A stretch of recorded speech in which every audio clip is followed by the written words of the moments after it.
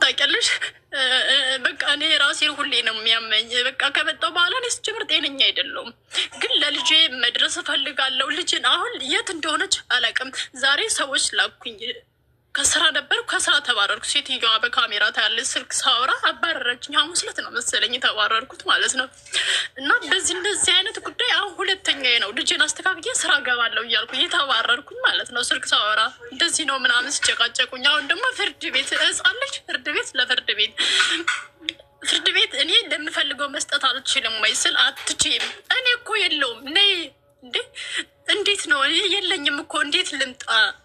እንዴት ልምጣ? መጥቼስ ምንም አመት ሙሉ የሰራሁት የለም። እንዴት ነው የምመጣው? በቃ ምንም መፍትሄ ያላገኘው ማህብዬ። አሁን ጭራሽ ልጅቷ ዛሬ ጧት ሰው ላኩኝ። የለችም ግቢ ውስጥ። ይውጡ አይውጡ ቤቱን ይልቀቁ የምናውቀው ነገር የለም። ልጅሽ የት እንደሆነች አናውቅም የሚሉኝ እና በቃ አንቺ ቤት ለመግባት ድሮ ነበር የጀመርኩት እንደዚህ በጣም ሳትጎዳ። ፎቶዋን ብታያት ስታሳዝንሽ። ቦይስ ምልክልሻለሁ። እየመታቻት ይሆን አላውቅም። ምን ልበላት ስትል ደዊ በያት የምትላት ሲስተር ራሱ ልጄ የሆነ አልቀሳ አልቀሳ የደከመች ነው የሚመስለው። ገባሽ? ልጆቹ ይመቷታል። ሲስተር አንቺ ልጅ የሆነ ቃሉን መጠቀም አልፈልግም። ገባሽ? በቃ አባት እንደሌላት ይነግሯታል። እናትሽ የለች አባት የለሽ እያሉ ይነግሯታል። ልጅን ወደ አይምሮዋ መመለስ እፈልጋለሁ። ልጄ በጣም ተጎድታለች። ከሲስተር አጠገቡና ስታወራኝ በጣም ነው የምታለቅሰው። እና በቀደም አንዷ ከዛሬ ወር በፊት የመጨረሻ ጊዜ እስኪ አንቺ ራቅ በይ እና ከልጅቷ ጋር የእናትና የልጅ ወሬ ያውሩ አለቻት።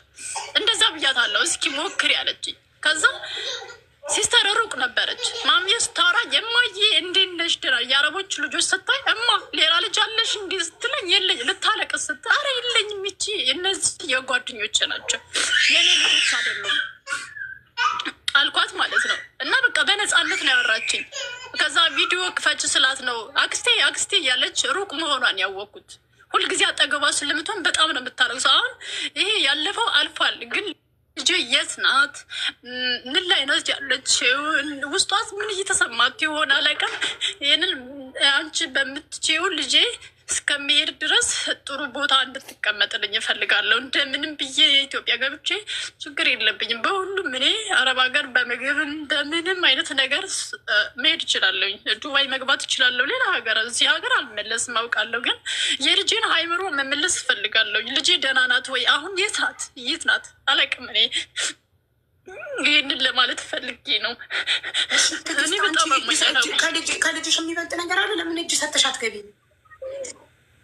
ምንም የለም ማለት ምንድን ነው? የሳውዲ መንግስት ከሆነ ትኬት የሚችልሽ ገባኝ። ግን እጅ ስሰጥ እኮ እስር ቤት ሊያስገቡኝ ይችላሉ። እሱ ፈርቼ ነው እኮ ስንት ወ ልጅሽ ለምን አትሞቺም? ልጅሽ አይደለች እንዴ? እና ሌላ ውስጥ እስር ቤት ገብቷል። ሀገር ቤት የሚገባው ህገ ወጥ ነሽ፣ ጠፍተሻል። አየሽ ፍባይ ጉዳይ ሆንሽ። የኮንትራት ገንዘቤ አይበቃኝም የበለጠ ላገኝ ብለሽ ጠፋሽ ምንም ሳትሆኚ። ከዛ ከጠፋሽ በኋላ አሁን ህገ ወጥ ነሽ። ስለዚህ አሁን ለመሄድ ቀጥታ እጅሽን ሰጥተሽ ለመንግስት የሳውዲ መንግስት ትኬትሽን ቁርጦ ሀገርሽ ይልክሻል። ይቆያሉ። ከዛ ሀገር ከገባሽ በኋላ ድረስ ልጅሽን እኮ እስከዛ ነው የሚያይልሽ ሰው ፈልገን እስከዛ ልጅሽን የምትፈልጊበት ቦታ አድርገሽ ተመልሰሽ ወደ ዱባይ ትሄጃለሽ። ከዚህ በኋላ መጥፋት የለብሽም። ህገ ወጥ እንዳትሆኝ። ህገ ወጥ ሆነሽ ልጅሽ ታማ ሆስፒታል ብተኛ በነፍስ ድረሽ ብትባይ እንዴ ልደርሽ ነው? እጅ ሰተሽ እስር ቤት ገብተሽ ፕሮሰስ አልቆልሽ ለምን ህገ ወጥ ትሆናላችሁ? እሱ በጣም ወጥ ሆናችሁ ሳትታሰሩ መግባት ትፈልጋላችሁ? መታሰር ግዳችሁ ነው። ለምን ትጠፋላችሁ? ቋይ ቅልቦችን ልጥራው እና እሱ ፈቃደኛ ከሆነ የሄድሽን አድራሻ ሰጥሽ ሄደሽ ያይልሻል ልጅሽን። ግን ማለት ነው አሁን አንቺ ህይወትሽን የሚያመሰቃቀለው መጥፋትሽ ነው እንጂ ህጋዊ ብትሆኝ ብድግ ብለሽ ሀገርሽ ገብተሽ ታስተካክይ ነበረ። እውነት ነው። ወንድምሽ ፖሊስ ጣቢያ ውስጥ ወረውርሻለሁ ሲልሽ ውሰዳት አትይው? መንግስት እኮ ምን ያደርጋታል? ልጅሽን ማቆያ ነው የሚያደርጉልሽ። አንቺ እጅሽን ሰጥሽ ቶሎ እስክትገቢ ድረስ ለምን ውሰድ ፈራው። ምን ያደርጋታል መንግስት? ለፖሊስ ጣቢያ ቢወስዷት እኮ ምን ወስደው የህፃናት ማቆያ ከህፃናት ጋር ትቀመጣለች። ከዛ አንቺ ቶሎ እጅሽ ስተሽ ትገቢና ልጅሽን ትረከቢያለሽ። ልጅሽነቷን ስታረጋግጭ ያንቺ እናትነትሽን ስታረጋግጭ የልደት ሰርተፍኬት ከወለድሽበት የልደት ካርድ አምተሽ ምልሽ እናትነትሽን ከእንደዚህ አይነት ሰው መንግስት እጅ ላይ ብትቆይልሽ አይሻልሽም ነበር?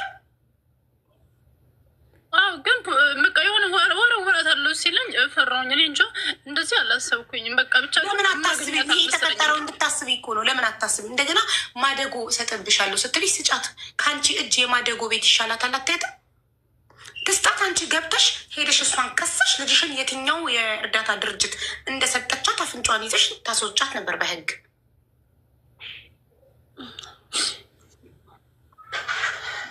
ያሳዝናል። ግን አብራ እህትሽ የእናትሽ ልጅ ናት? ታናሽ ወንድሞችም እህቴም የእናቴ አባቴ ልጆች ናቸው። ወንድሞችሽን ታያቸው። እኔ ጠይቁሽ ስለ እህትሽ ነው። እህትሽ የእናትሽ ልጅ ናት? አንድ ቤት ነው አብራችሁ ያደጋችሁት? እኔ ጋር ነበረች። ሱቅ ስሰራ አብራ ነበር የምትሰራው። በደሞዝም ቢሆን እኔ ጋር ነበረች ለ2 ዓመት ማለት ነው። እሺ ትዕግስት፣ ጥያቄን ባጭሩ ነው እንድትመልሽ የምፈልገው። አንድ ቤት ነው አብራችሁ ያደጋችሁት አንቺና ታናሽ እህትሽ? አንድ ቤት አብራችሁ ካደጋችሁ እህትሽ ጨካኝ ትሁን፣ አዛኝ ትሁን፣ ደግ ትሁን፣ መልካም ትሁን አታቂም? አብረሻት አንድ ቤት አድገሽ ባህሪዋን አታቂም? ቢያንስ ወደ አዲስ አበባ የመጣሁት እኔ በልጅነት ነው። እሷ 5 ዓመት ወይ 4 ዓመት እንደሆናት አካባቢ ነው፣ 6 ዓመት እንደዛ ይሆናታል። አሁን 20 ዓመቷ ነው እሷ። ኦኬ ሱቅሽ ቀጥረሽ በደሞዝ ስታሰረት እህትሽ ታማኝ ናት፣ ጥሩ ናት፣ መጥፎ ናት ማየታችን አንድ ቤት አብሮሽ የሚኖር ሰው ባህሪ ማወቅ አትችይ? አብራችሁ አንድ ቤት እየኖራችሁ አብራችሁ ገንዘብ ምናምን አታነሳም። ሚዛን ታማኝ ናት። አሁን አከራዮችና ወንድሞቼ ናቸው። እሺ ታከብርሽ ነበር? አዎ ዝምተኛ ናት፣ ታከብረኛለች። ሴጣን ገብቶባቸው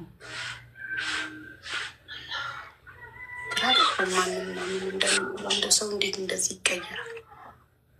እሺ አሁን መጀመሪያ ቁጥሬን በሞድሬተር ቁጥርሽን ትልኪና ዋትሳፕ ላይ ሀይልሽ እና ያልሽውን ቮይስ ለእህትሽ ትልኪኛሽ። የእህትሽን ቁጥር ትጭኛል።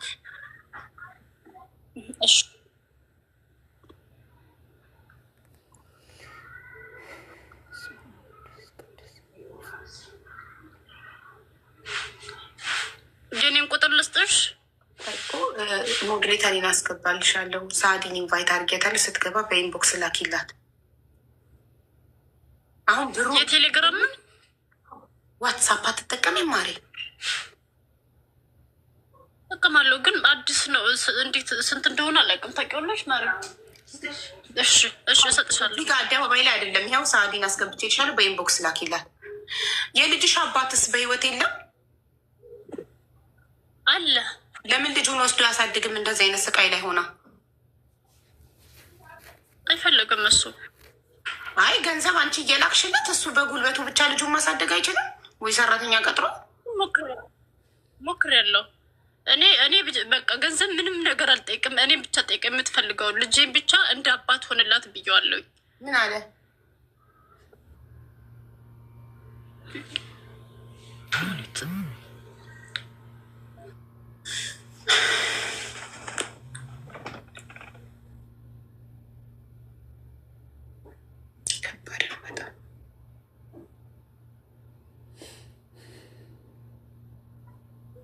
እየላከችን ወይ ስልክ ተደውሎባት ነው?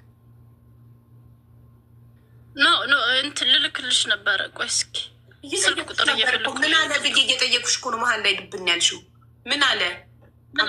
አባትየው እኔ ገንዘብ እልክልሃል ማለት ልጁ እንደሆነች ራሱ እንዲታወቅ አይፈልግም። አያምንባትም ልጁ መሆኑ። እሱንማ ያውቃል እንጂ አያምንባትም። ሰው እንዲያውቅበት አይፈልግም ልጁ መሆኗን። እንደዛ መሰለኝ። ማንም አያውቅም። በሱ ቤተሰብ ማንም አያውቅም። ማርገዝሽን ስትነግሪው በሱ ቤተሰብ ማንም አያውቅም። ሀቡዬ ልጅ አይደለችም ብሎ እኔ ነኝ በዲኤንኤ የምንበራ የጨረስኩላት። ብዙ ነገር አለ እኮ እንዴት ብዬ ልንገርሽ? እሱንም ሆኖ መቀበል አይፈልግም። ልጅቷ በማሁን ቤት ታሳዝናለች። ልጅ እኮ ነው የሚያሳዝነው። ከእንደዚህ አይነት እናትና አባት ሲወለድ እና የትም ዘመድ ጋር ሲወረወር። ቁጥርሽን ላኪ ለሰዓዲ ከላይ ላስገባውልሽ። ቁጥሩ ያልወጣልኝ አላለችኝ እኮ እንዴት ብዬ ልላክላት? እሺ ዋትሳፕ ውስጥ ገቢና ሴቲንግ የሚለውን ስትነኪ ቁጥርሽን ያሳይሻል። ቁጥርሽን ለማወቅ ነው አይደል? የራስሽን ቁጥር የዋትሳፕ ቁጥርሽን ዋትሳፕ ላይ ገቢና ሰውየው ባለ ትዳር ይሆናል። እኔ እንጃ ይሆናል። እኔ ያው ህፃኗ ናት ያሳዘነችኝ። በእናታችሁ ያውልሽ እዚህ ጋር ካሳየው ደግሞ ፐርሰናል ኢንፎርሜሽን ብሎ እንዳይዘጋ። ዋትሳፕ ስትገቢ የሴቲንግ ምልክት አለ። እሷን ስትነኪ ፕሮፋይልሽ ይመጣል። ራስሽን ስትነኪ ቁጥርሽን ያሳይሻል። ፎን ነምበር ይላል።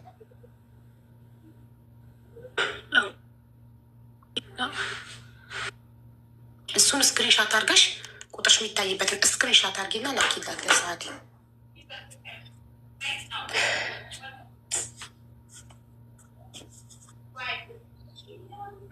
ከባድ ነው። የገዛ እህት የእናት ልጅ ስጋ ከጨከነች ታዲያ ባዳ እንዴት ነው? እህት እንደዚህ አድርጋ ከነበር እንዴት ነው ባዳ ሰራተኛ በሰራተኛ ልጇ ልታሳድግ ያለ ተቆጣጣሪ ነበረው?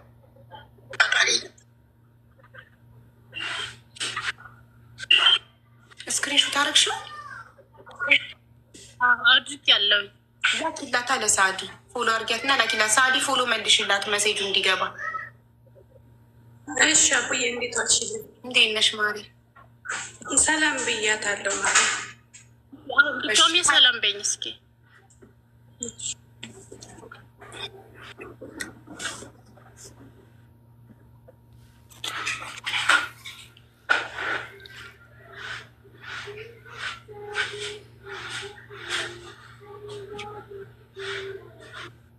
ፎሎ መልሽልኝ ማሪ። ፎሎ መልሽ። መጀመሪያ መግባት አልቻልኩም። ትዕግስት ያውልሽ ነቃ በይ በእናትሽ። ሰዓዲ ንኪያት ሀይ ብዬሽ ነበረ። ሰዓዲ ንኪያት፣ ከዛ ፎሎ አርጊያት። ከሁለት ወገን መስማት አለብን። እህትየውን ማናገር አለብን።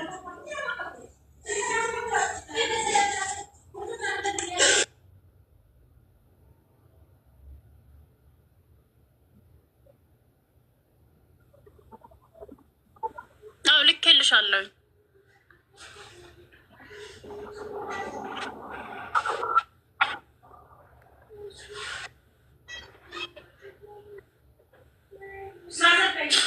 አቡዬ አልደረሰኝም። ውረጅና እስቲ ውረጅ እናየው። ትዕግስት ግን ገብቶሻል? ልኬላታለሁ። እስክሪንሾት አድርጌ ልኬያለሁ። ለማን ላክሽው? ፎሎ አርገሻታል? መጀመሪያ ፎሎ ባክ እኮ አላረግሻትም። እንዴት ይገባል? ፎሎ አድርጌላታለሁ። አሁን ፎሎ አድርጌያታለሁ።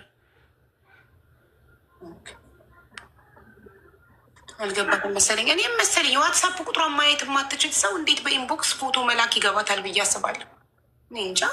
የዋትሳፕ ቁጥሯን እንኳን አታየውም። እኔ ነኝ እንዴት ሴቲንግ ገብታ ፕሮፋይሏን ነክታ ቁጥሯን ማወቅ እንደምትችል እየነገርኳት ያለሁት። መልሳቸው አስገባት። ለዚህ ነው ተማሩ፣ ዩቱብ ላይ ተማሩ፣ ራሳችሁን አስተምሩ ምላችሁ ቁጥራችሁ እንዴት ማየት እንደምትችሉ ብዙ ነገር።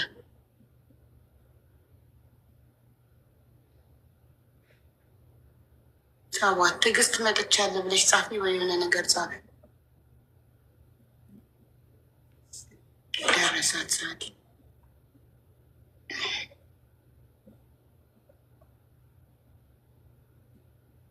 ሰላም ብቻ ነው የላከችው። ሰላም ብላ ብቻ ነው የጻፈችላት። ሰላም በቃ ይህንን የላከችላት።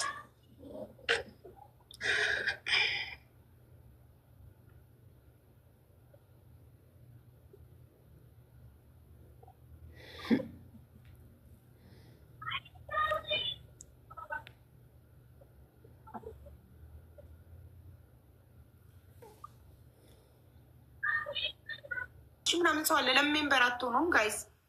ከስሜ ጎን ያለውን ልብ ቅርጽ ንኩት ፕሊዝ። ሁላቸውም ቢ ሜምበር። አሁን እንደዚህ ከስሜ ጎን ያለውን ልብ ቅርጽ። ኬጂ ቴንኪዩ። ቲጂዬ አላክሽም እኮ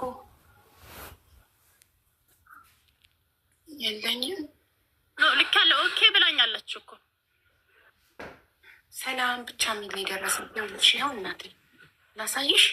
ይህ ብቻ የሚል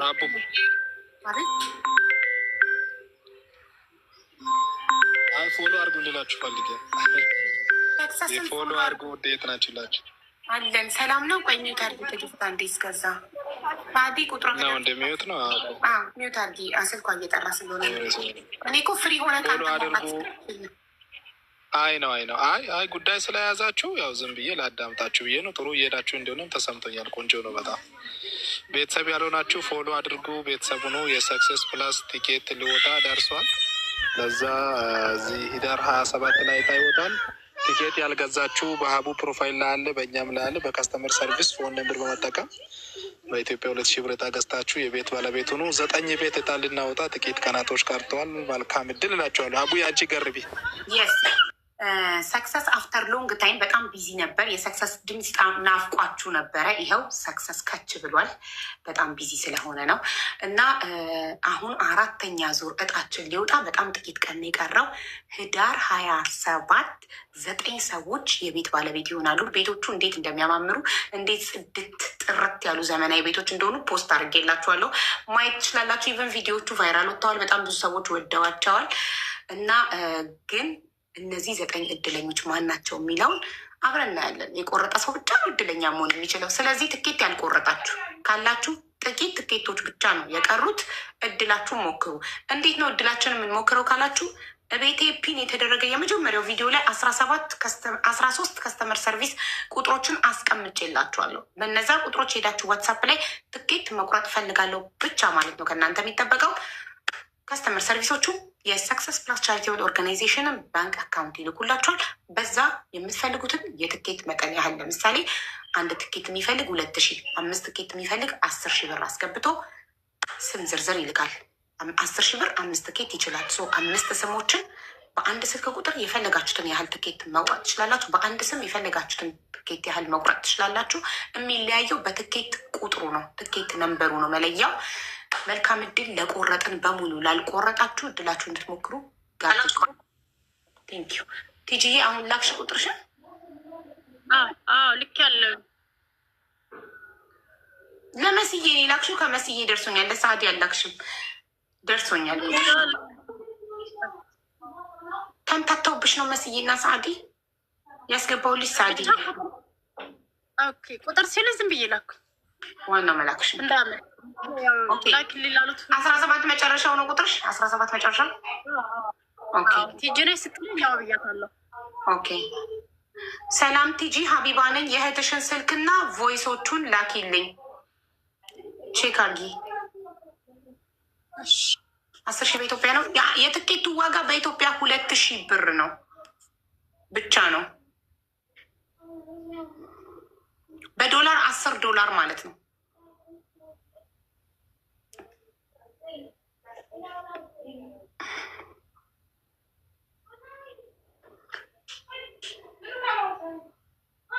ጋይስ መጀመሪያ እህቷን መጥራትና ማናገር የለብኝም።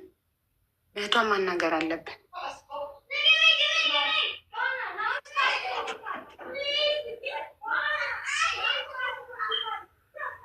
አይደል? ምንም ነገር ከሁለት ወገን መስማት አለብን። ቁጥሯን ትስታይ ለእህቷ ቮይስ አደርግላታለሁ። ትምጣና ታናግራለች። ካናዳ መቁረጥ ይቻላል። የትም ገደል ብትኖሩ መቁረጥ ትችላላችሁ። መቁረጥ የማይችለው ኢትዮጵያ ውስጥ የሚኖር ሰው ብቻ ነው።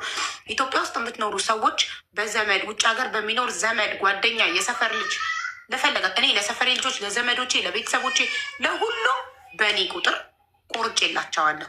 ውጭ ሀገር የሚኖር ሰው ስለሆነ መቁረጥ የሚችለው ውጭ ሀገር የምትኖሩ ለቤተሰቦቻችሁ፣ ለጓደኞቻችሁ፣ ለሰፈር ልጆች፣ ለዘመዶቻችሁ መቁረጥ ትችላላችሁ። እድሉ ለስደተኞች ስለሆነ ማለት ነው።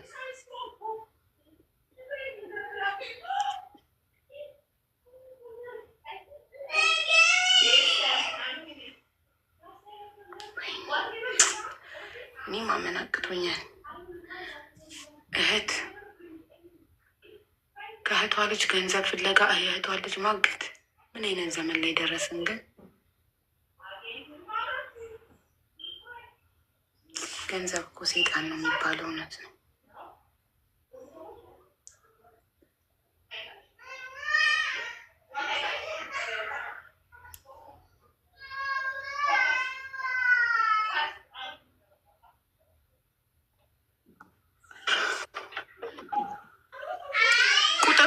የላክሽልኝ ቮይሶች ማስረጃዎች አሉኝ። ብሩን ስጠይቀኝ ልጄ እንድትለቅ ምናምን ብለሻል እና እነሱን ማስረጃዎች ላኪልኝ። እህትሽን ሳናግራት ውሸት ነው ብትል ማስረጃ ማቅረብ እንድችል። ከቴሌግራም ወደ ዋትሳፕ ማድረግ ይቻላል? እንዴት አድርጌ ነው ምልክልሽ? ቴሌግራም ዩዘር ኔሜን እሰጥሻለሁ። ሄደሽ ዩዘር ኔም ኮፒ አርገሽ ፔስት ማድረግ ታውቂያለሽ? ቴሌግራም ላይ ወስደሽ። አላውቅም። ከቴሌግራም ወደ ቴሌግራም ነው ምልክ። ኖ አልገባሽም። እኔ የቴሌግራም ዩዘር ኔሜን ብሰጥሽ እሱን ወስደሽ ቴሌግራም ላይ ጽፈሽ እኔን ማግኘት ትችያለሽ። የአንቺ ቴሌግራም በምንድን ነው? በዚሁ ቁጥርሽ ነው? አይደለም፣ በኢትዮጵያ ቁጥር ነው። እሺ የቴሌግራም ቁጥርሽን ላኪልኝ፣ እኔ ያገኝሻለሁ። አንቺ በዩዘር ኔም እኔ ማግኘት ካቻች፣ እኔ ቴሌግራሜ ላይ ቁጥሬ ስለማይታይ ዩዘር ኔም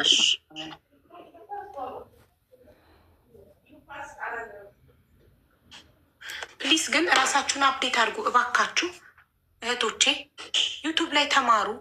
የቴሌግራም አጠቃቀም፣ ዋትሳፕ አጠቃቀም፣ ቁጥራችሁ እንዴት እንደምታዩ፣ እንዴት ኮፒ ፔስት ማድረግ እንደምትችሉ፣ የሆነ ነገር ኮፒ አድርጋችሁ ሌላ ቦታ ፔስት እንዴት ማድረግ እንደምትችሉ ምናምን ተማሩ። ትርፍ ሰዓታችሁን ስድብ፣ ፖለቲካ፣ ገለመኔ ከሌ እንዲያደረገች ከሌ እንዲያለች የሚል ወሬ እያዳመጣችሁ ከምትውሉ የሚጠቅማችሁን ነገር ለምን አታደርጉም? አብዛኞቻችሁ አታውቁም። ስልክ ስማርትፎን ራሱ እንዴት እንደምትጠቀሙ አታውቁም። ለዛ ነው የምትሸወዱት። ብዙ ነገር መረጃ ማትይዙት፣ ብራችሁ በደላላ በሌባ የሚበላው።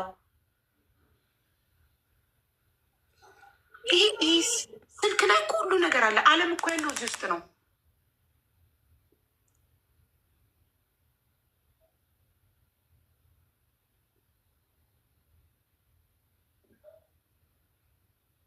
እህትሽ ዋትሳፕ አላት? ቁጥር ስትልኪልኝ እንደዚህ ብታረጊ ይቀላል። ፕላስ 25 ብለሽ ከዛ 10። እህትሽ ዋትሳፕ አላት ማሬ?